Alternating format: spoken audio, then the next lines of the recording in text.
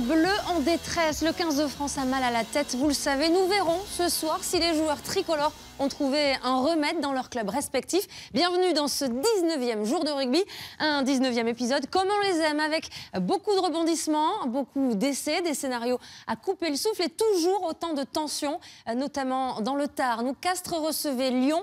Aujourd'hui, les semaines se suivent et se ressemblent pour le Castres olympique. Après Oyonnax, c'est un autre concurrent direct qui vient les défier, cette fois-ci à domicile. Guillaume Garrigue a 8 journées désormais de la fin de la saison régulière. On peut le dire, un 4e revers à domicile serait fatal pour le CO. Oui, le compte à rebours est activé. Cette semaine, on a fait un appel à la mobilisation générale. On a demandé aux anciens joueurs, aux nouveaux joueurs, aux partenaires de venir soutenir et envoyer un message positif aux joueurs, aux coéquipiers de Romain Cabane pour leur apporter toute leur énergie dans ce sprint pour le maintien. Mais vous allez voir que ce match va très mal débuter pour l'équipe de Castres avec une action de Lyon. Arnold, amené parfaitement par George Smith, va aplatir. On joue depuis 5 minutes et c'est Lyon qui marque le premier essai de la rencontre. Admirer la technique de George Smith qui reste debout malgré la défense, qui trouve son 3 quarts à la hauteur, qui va inscrire là le premier essai de la rencontre. Castres n'est pas dans le match. David Harry Carrère est inquiet, surtout que sur ce déblayage un petit peu musclé, le deuxième ligne Christophe Sanson va laisser ses partenaires à 14.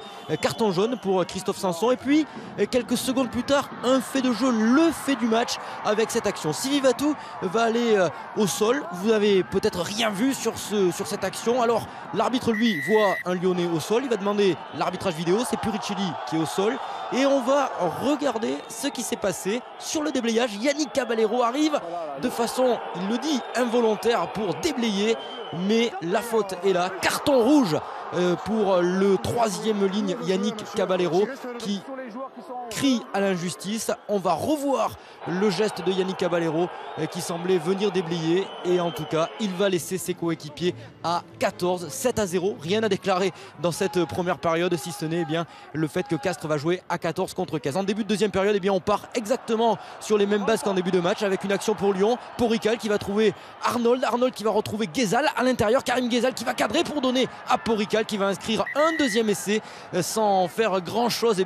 Les Lyonnais débutent parfaitement la deuxième période et mènent 14-0. Ils sont en supériorité numérique, mais il y a un petit vent de révolte chez les joueurs de Castres, amenés notamment par Capo Ortega, par Brice Mac, des joueurs qui essayent d'amener un petit peu la révolte avec Herrera, le pilier argentin, qui revient aussi en cette fin de saison. On va faire un ballon à quelques mètres de l'embut avec Rory Cocotte qui va retrouver ses avants. Il y a un petit peu de confusion et il y a Toméopo qui va relever le ballon juste devant l'embut sous les yeux de l'arbitre. L'essai va être validé. C'est peut-être l'essai de la colère, l'essai de la rébellion pour l'équipe de Castres qui va retrouver des éléments en conquête à l'image de cette touche captée par Sanson. Le ballon porté qui va s'organiser autour des remplaçants qui font une bonne entrée dans cette partie. Le bras tendu de l'arbitre. Rory Cocotte lui lève la tête. Il demande à ses joueurs de se replacer, mais en bon demi de mêlée d'expérience va taper par-dessus. Max Evans est à la course. Max Evans va être à la réception et il va aller aplatir l'Écossais.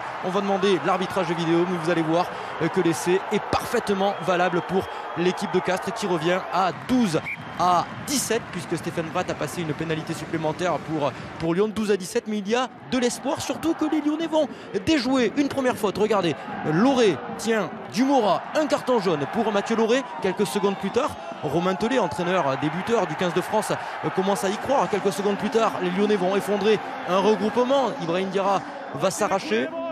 Une répétition de faute qui fait que les Lyonnais vont être sanctionnés une deuxième fois. L'équipe de Lyon joue à 13, l'équipe de Castres joue à 14 et les Castrés commencent à y croire, surtout qu'ils sont toujours bien installés sur ces phases de mêlée fermée à l'image de celle-ci. Rory Cocotte avec ses gros va avoir un intervalle, il va relever le ballon et il va les marquer. Rory Cocotte, un essai 100% demi de mêlée, il profite de la bonne tenue en mêlée de ses avants. 17-17, les Castrés sont revenus, ils étaient menés 14-0, 17-17, il reste un quart d'heure dans ce match et il retrouve un homme, Rory Cocotte, qui est en grande forme, et quand Cocotte va bien, c'est Castres qui retrouve de la couleur à l'image de ce ballon. Il traverse pratiquement tout le terrain, même si l'action ne donnera rien. 17-17, mais les Lyonnais, eux, sont toujours bien organisés. Ils ne font pas grand-chose dans cette partie. Ils ont évolué une bonne partie en supériorité numérique. Ils obtiennent une dernière pénalité face au poteau. C'est la 75e minute. Stéphane Brett ne tremble pas, il passe la pénalité 20-17. Regardez le chronomètre, 75e minute, il reste 5 minutes. David Darricaire se dit que rien n'y fait. Ce n'est pas la saison du Castres Olympique. Sur le renvoi qui suit, le ballon va toucher un joueur de Lyon. Un en avant, repris devant. C'est un hors-jeu, c'est une pénalité. Pénalité que va taper Rory Cocotte. Elle est à 35 mètres, légèrement sur la gauche des poteaux. Le demi de mêlée va passer la pénalité. 20 partout, c'est la dernière action, 79e minute. 20 partout, le dernier ballon porté pour les joueurs de Castres. 45 mètres, les Lyonnais vont une nouvelle fois faire une faute, vont effondrer le regroupement. Cocotte va temporiser, va demander à ses avants de ne pas se précipiter. Il va prendre ses responsabilités. La pénalité de la victoire au bout du pied de Rory Cocotte, le Sud-Africain héros de la finale 2013, qui n'est pas en réussite cette saison, qui prend son élan. Le ballon qui va passer entre les poteaux. La victoire du Castres Olympique, 23-20. La victoire de l'espoir, la victoire de l'orgueil pour Castres, qui aura été mené, mais qui aura réussi à obtenir un 7e succès aujourd'hui avec une communion avec le public.